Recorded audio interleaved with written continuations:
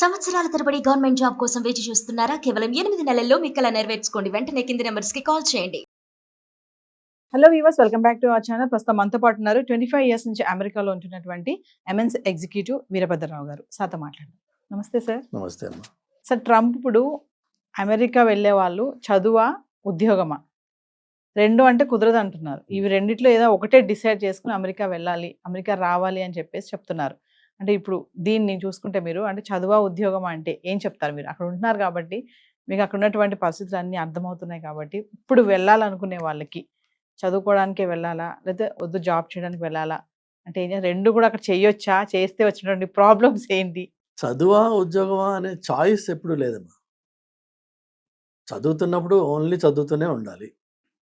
So స్టూడెంట్గా వెళ్దాం అనుకునేవాళ్ళు యాక్చువల్గా చూస్తే మీరు ఇందులో మళ్ళీ బాహాటంగా చేసే దొంగతనమే ఇది. ఎందుకంటే స్టూడెంట్ వీసా అప్లై చేసుకునేటప్పుడు దానికి సపోర్ట్ డాక్యుమెంటేషన్ ఇచ్చేటప్పుడు ఆడిటర్స్ తోటి బ్యాంక్ స్టేట్మెంట్స్ తోటి మనము కాన్ఫిడెంట్గా ఆ యూనివర్సిటీకి స్టేట్మెంట్స్ సప్లై చేస్తాం. ఏమని? మీ దగ్గర అయ్యే కాలేజీకి ఇంత ఖర్చు అవుతుందని నాకు తెలుసు, ఆ మొత్తం ఖర్చు నేను పెట్టుకోగలిగిన స్తోమత నాకుంది, ఇదిగో నా బ్యాంకులో ఇంత బ్యాలెన్స్ ఉంది ఆల్రెడీ, అలానే నాకు ఈ సోర్సెస్ ఆఫ్ ఇన్కమ్ ఉన్నాయి నా ఫ్యామిలీకో నాకో అని మనము ఒక డాక్యుమెంటరీ ఎవిడెన్స్ తయారు చేస్తాం. అది ఎంత నిజమో ఎంత కాదో భగవంతుడు తెలియాలి. సో మీరు క్లియర్గా చెప్తున్నారు, నాకు స్తోమత ఉంది, నేను అమెరికాకు వచ్చి చదువుకునే స్తోమత ఉంది నాకు. అది ఎందుకంటే పర్టికులర్గా ఇక్కడ 100 రూపాయలు ఈక్వల్స్ టు అక్కడ 1 రూపాయి, right? Give or take. So 100లో సంపాదించి 1 రూపాయలో ఖర్చు పెట్టగలిగిన దమ్ము నాకుంది అని నువ్వు క్లెయిమ్ చేసుకుని దానికి డాక్యుమెంటరీ ఎవిడెన్స్ పుట్టించి అమెరికాకి వస్తున్నావు. వచ్చినప్పుడు అదే ఫాలో చేసి అలానే 100కి to 1 కన్వర్ట్ చేసి మీ నాన్న దగ్గర నుంచో అమ్మ దగ్గర నుంచో డబ్బులు తెప్పించుకుని ఇక్కడ స్టూడెంట్గా ఉండు అని వాడు చెప్తున్నాడు. ఇందులో ఎక్కడ తేడా ఏమీ లేదు. మన ప్రాక్టీసెస్లో మన దాన్ని లూప్ హోల్స్లో వాటిని రూల్స్ బ్రేక్ చేయడంలో వచ్చిన కష్టాలు తప్ప if you look at the process it's very clean. నేను ముందే చెప్తున్నా నా దగ్గర దమ్ముందని, వాడు అంటున్నాడు నాన్న నీ దమ్మును బేస్ చేసుకుని ఇక్కడ నువ్వు ఉండు, స్టూడెంట్గా ఉండు అని చెప్తున్నాడు. అంతే, తేడా ఏం లేదు. ఫస్ట్ థింగ్ అది. ఈ స్టూడెంట్గా ఉంటున్నప్పుడు మీకు యూనివర్సిటీలో ఆపర్చునిటీస్ వస్తాయి కొన్ని, అదేదో అది లక్షల్లో రావు, అవి 100లోనే ఉంటాయి. ఆ వచ్చిన కొన్నిట్లోకి మీరు సూటబుల్గా తయారవ్వండి వెళ్ళే ముందే, వాటికి అనుగుణంగా. అంటే ఏంటి? ప్రెజెంటబుల్గా, ప్లెజెంట్గా try to paste a smile on your face all the time, no matter what. And also అక్కడికి వచ్చేటప్పుడు come there with your eyes wide open. ఏంటి అంటే అర్థము, అమ్మా నాన్నల్ని వదిలేసి 7,000 10,000 ఎన్ని వేల కిలోమీటర్లు ఉందో ఇప్పుడు నాకు తెలియదు, కానీ it's on the other side of the globe. So you're leaving the family and going to a place where మీకు వెనక్కి రావాలంటే 24 గంటలు పడుతుంది. ఈ విషయం తెలిసే వెళ్తున్నారు మీరు ఇంట్లోంచి, తెలుసుకుని వెళ్ళండి. అప్పుడు మీకు ఏంటంటే అక్కడికి వెళ్ళాక కంప్లైంట్స్ మొదలు పెట్టరు. ఒంటరితనం అనే ఫీలింగ్ వస్తే దాన్ని ఎట్లా హ్యాండిల్ చేయాలనే మెకానిజం గురించి ముందే ఆలోచించండి. అందుకని అక్కడికి వెళ్ళాక అమ్మ అని నాన్న అని ఏడిస్తే జరిగేది ఏం లేదు తేడా. చివరికి ఏంటంటే ఆ డబ్బులు వదిలేసుకుని ఇంటికి వచ్చేయాలి, మనం రెడీ కాదు మనం దానికి. సో ఈ విషయం కూడా అర్థం చేసుకోవాలి పిల్లలు. దెన్ నీకు ఒకవేళ ముందే ప్రిపేర్ అయ్యి నువ్వు ఆ basic decorum and etiquette and communication maintain చేసుకునగలిగితే, నేర్చుకుని ఇక్కడ దానికి ఎన్నో వీడియోస్ ఉన్నాయి ఆన్లైన్లో. మీరు చూడొచ్చు. ఒక ఆవరగా తిరిగే పిల్లాడికి ఒక ప్రొఫెషనల్గా ఉండే ఒక కుర్రాడికి మధ్యలో తేడా ఏంటి? Where do I want to be? ఎవరన్నా నన్ను చూస్తే నన్ను ఇటేస్తారా అట్టేస్తారా? దానికి ఎవరో బయటవాడు వచ్చి మనకి ఇవాల్యుయేట్ చేసి చెప్పక్కర్లా. నన్ను నేను దానికి అనుగుణంగా నేను మార్చుకుని అక్కడికి వెళ్ళి if you paste a smile on your face అని, నేను పేస్ట్ అంటాను నేను, ఎందుకంటే లోపల బాధ ఉన్నా పైకి ప్లెజెంట్గా మిమ్మల్ని మీరు ప్రజెంట్ చేసుకోగలిగితే మీకు ఎయిదర్ యూనివర్సిటీలో జాబ్ అన్నా మీ ప్రొఫెసర్స్ హెల్ప్ చేస్తారు, or they will give you guidance, or they will keep you in the loop. as soon as an opportunity opens, they'll call you, provided you are in their good books. Yes. American స్టడీస్లో ఉన్న ముఖ్యమైన part ఇండియాలో వీళ్ళు follow చేయింది ఏంటంటే, అక్కడ ప్రొఫెసర్స్కి super duper power ఉంది, influence ఉంది.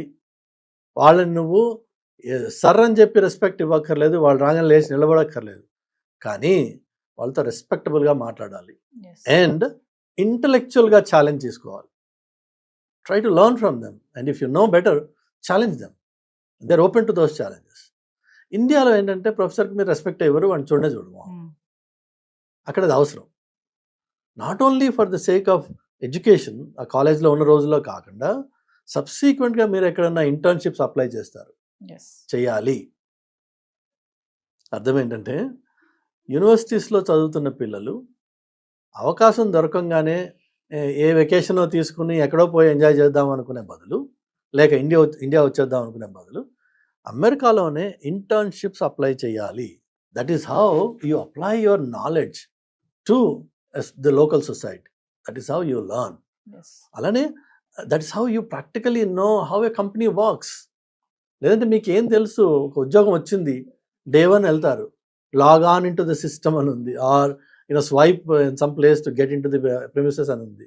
Okay, కాలేజీల్లో చేస్తున్నట్టయితే ఇక్కడ వెళ్తారేమో, ప్రిమిసెస్లోకి వెళ్తారు. నెక్స్ట్ ఏం చేయాలి, నీకేం తెలుసు? What is a project, what is project management, ఏమీ తెలియదు.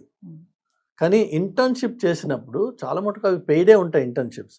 ఇంటర్న్షిప్ చేసినప్పుడు మీకు ఒక రియల్ లైఫ్ ఎక్స్పోజర్ వస్తుంది. దానివల్ల జరిగే ఇంకొక మంచి లాభం ఏంటంటే, 1, మీకు ప్రాక్టికల్గా మీ నాలెడ్జ్ని వ్యాలిడేట్ చేసుకునే అవకాశం వస్తుంది. రెండోది వచ్చేసి, if you're a good performer, if you prove yourself to be a good sincere working guy, then there is high likelihood ఆ కంపెనీయే మీకు ఫుల్ టైం ఆపర్చునిటీ ఇస్తుంది. Okay. 9 out of 10 times that's what happens. Yes. So అమెరికాలో ఉద్యోగాలు సంపాదించడానికి main path వచ్చేసి internships, yes. Secondary path వచ్చేసి ఆన్లైన్లో అప్లికేషన్స్ పెట్టుకుంటారు, థర్డ్ పాత్ వచ్చేసి క్యాంపస్ ఇంటర్వ్యూస్ జరగచ్చు, వాళ్ళు పికప్ చేసుకోవచ్చు, ఫోర్త్ వచ్చేసి mainly that's the biggest channel which is referral. So ఒక ఉన్న ఎంప్లాయీ ఒక కొత్త వాడిని రిఫర్ చేస్తే వాడికి always get a consideration. Okay. ప్రిఫరెన్సా కాదా, అట్లీస్ట్ ఎ కన్సిడరేషన్. మిగిలిన కొన్ని రెజ్యూమెస్ సగం చదివి కూడా అసలు చదవకుండా సిస్టమే డిక్లైన్ చేసేసి ఉండొచ్చు. నీ రెజ్యూమేకి బికాజ్ ఇంటర్నల్ ఎంప్లాయీ రిఫర్ చేస్తున్నాడు కాబట్టి there is a level of credibility with which it comes. So there is an attention paid to it.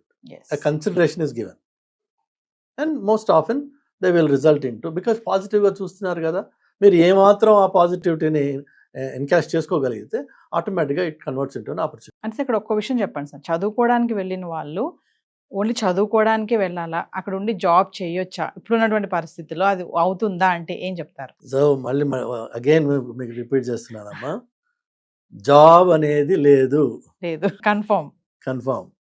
చదువుకోవడానికి వెళ్ళిన వాడు చదువుకోవడం మాత్రమే చేయాలి. ఈ అవుట్ సైడ్ ఆడ్ జాబ్స్ అంటారు దాన్ని. It's not a job. So ఆ కూలి పని, కూలినాలి, అది లీగల్గా చేసుకునే హక్కు లేదు మీకు. బికాజ్ లైక్ ఐ సెడ్, మీరు అప్ఫ్రంట్ చెప్పారు గవర్నమెంట్కి, నా దగ్గర దమ్ముంది, నేను డబ్బులు కట్టగలను ఈ కోర్స్కి అని చెప్పి నువ్వు వచ్చావు కంట్రీలోకి. ఈ రోజున నేను జాబ్ చేసే చదవగలను, నా వల్ల కాదు ఇదని ఎలా చెప్తావు? అంటే ఆ రోజున పెట్టిన కాగితం తప్పనమాట. So there is a high likelihood that they will get you on fraudulent documents. ఒకవేళ they want to go to that level, they can say that your very application initially was fraud. అన్ఫార్చునేట్గా వాళ్ళు చెయ్యరు. మంచి ఫ్రాడ్స్నే పట్టుకుని వాళ్ళు వదిలేశారు. They just deported from the country. So job అనేది స్టూడెంట్కి you just forget about it. ఆ ఛాన్సే లేదు, మీకు ఎలిజిబిలిటీ లేదు. మీకు ఏమైనా ఇస్తే హార్డ్ వర్క్ ఏదో ఇస్తున్నారు కొంతమంది, ఆ హార్డ్ వర్క్కి మీకు క్యాష్ ఇస్తున్నారు, అది ఇల్లీగల్. అది